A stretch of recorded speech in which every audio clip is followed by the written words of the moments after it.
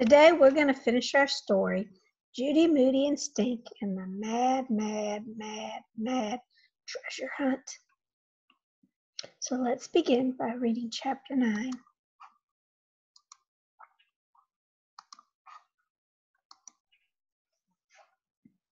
Going for the gold. Dad turned on Silver Lake Drive and they followed it around the harbor.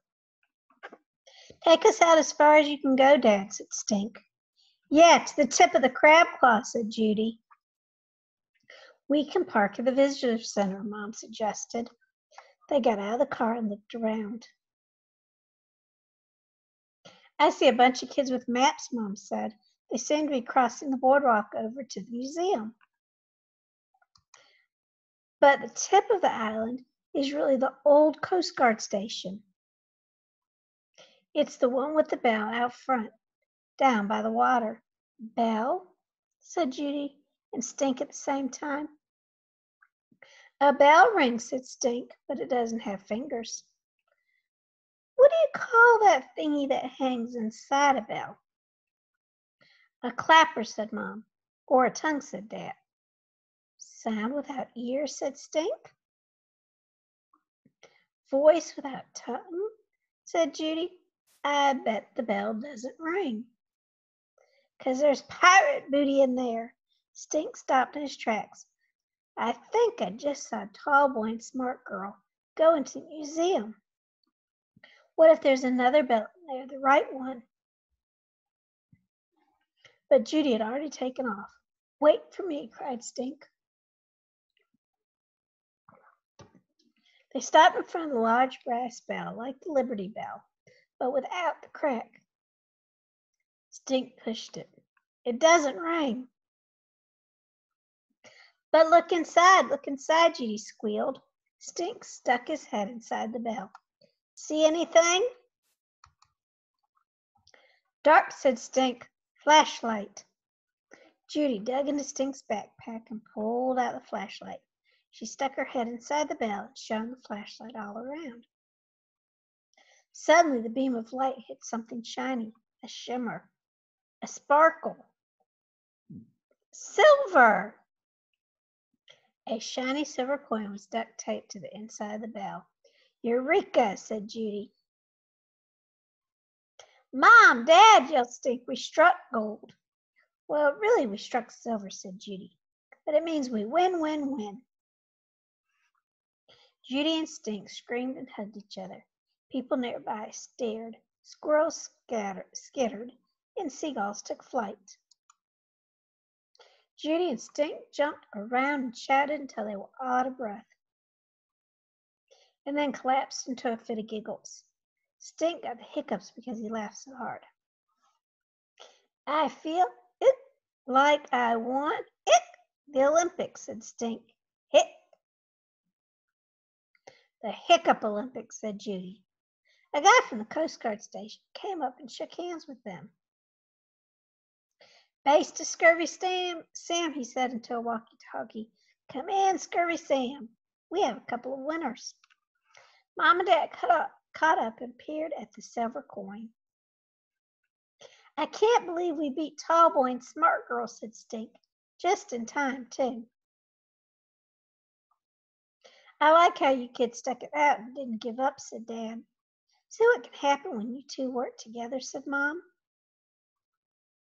Two brains are better than one, said Judy, especially when it's Scurvy Stink and Mad Molly Omega brains. Stink said, tapping his head. Scurvy Stink and Mad Molly reported to the pirate headquarters just before 12 noon. A small crowd of people had gathered waiting. Stink and Judy ran up to Scurvy Sam. Stink opened his pouch and counted out all 16 pieces of 8. Scurvy Sam's eyes lit up brighter than firecrackers that Blackbeard was famous for having in his beard. Well, blow me down if it ain't Mad Molly and Scurvy Stink. Ain't you two of the smartest sea urchins on the Outer Banks? Scurvy Sam climbed aboard his ship and clanged the bell 12 times. Avast me, hearties, we have 2 winners. After a big speech, Scurvy Sam climbed down and went up to Judy and Stink. He raised their hands in the air and then danced a funny hornpipe. The crowd clapped and hooted. Now tell us, for ye all to hear, he said. How'd you do it, me mateys? What's your secret?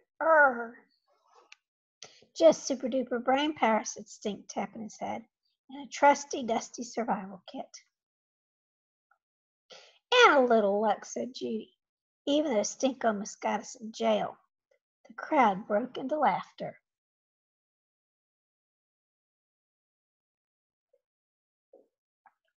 Scurvy Sam presented Judy and Stink each with shiny gold doubloon. Stink's had a skull and crossbones that said 1587 on the back. Rare, said Judy. Mine has pictures of Blackbeard and Anne Boney. Whoa, it's like a gold silver dollar, said Stink. Is it real? Arr. It'll break your teeth if you bite it. It's not cursed, is it? Stink asked. Scurvy Sam winked. Would an old sea dog like me curse a fellow pirate? He turned back to the crowd. That be it, matey. Thanks be to ye one and all for making the 3rd annual pirate treasure hunt such a dandy hoot and holler. Now mind ye, don't be leaving yet without your pirate booty. Treasure for all. The assistant pirate passed out goodie bags while Scurvy Sam shook hands and waved goodbye to all the treasure hunters. I told you it was the bell, said a girl's voice. I know you did, but you never said which bell. And there was one inside the museum, said a boy's voice. Judy's eyes grew wide. Stink hiccuped. Tall boy and smart girl. You're so lucky, smart girl said to Judy and Stink.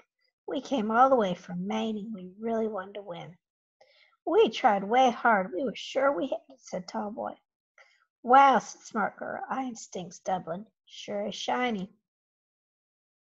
Yeah, said Stink. There's only one thing better than gold. What could be better than gold? Judy asked. A ride on a real pirate ship, said Stink. I'd give anything to ride on a pirate ship, said tall boy.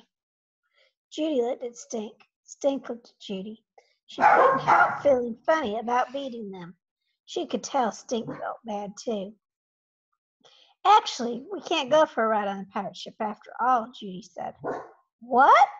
Said smart girl and tall boy at the same time. Have you lost your senses?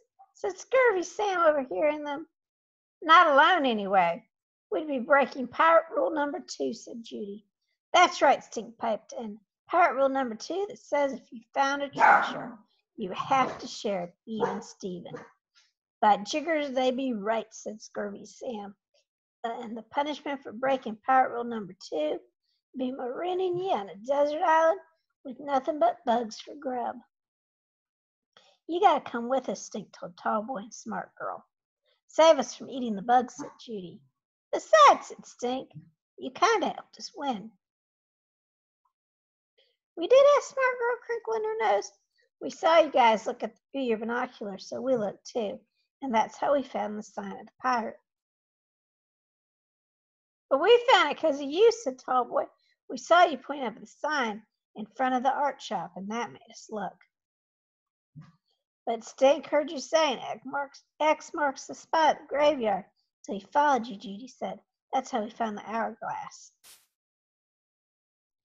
Smart girl looked at Scurvy Sam. Can we? I'd be mighty honored to have 2 more pirates aboard me, beauty. You mean it? Asked smart girl. I swear in the name of Davy Jones. Okay, you can come, said Stink, but only on one condition. What's that? Asked tall boy. You have to clean the poop deck, said Stink. Arr, moaned tall boy and smart girl. Kidding, Stink said, and everyone cracked up. Stink laughed the loudest, a laugh that could be heard on the wind, across the 7 seas and back again. A laugh that was sure to haunt Pirate Island for years to come. Pirate rules. 1, every crew member has an equal voice and an equal share of food and drink on a ship. 2. All crew members have an equal share in treasure. 3. There is to be no playing cards or dice for money. 4. Lights and candles shall be out at 8 o'clock each night or else. 5. Every crew member must have a pistol and a cutlass ready for use at all times. 6. No girl or woman shall be allowed on board the ship. Break this rule and die. Number 7. Deserting ship in battle shall result in death or marooning. 8. There is no fighting allowed on board ship. All quarrels must be settled on shore.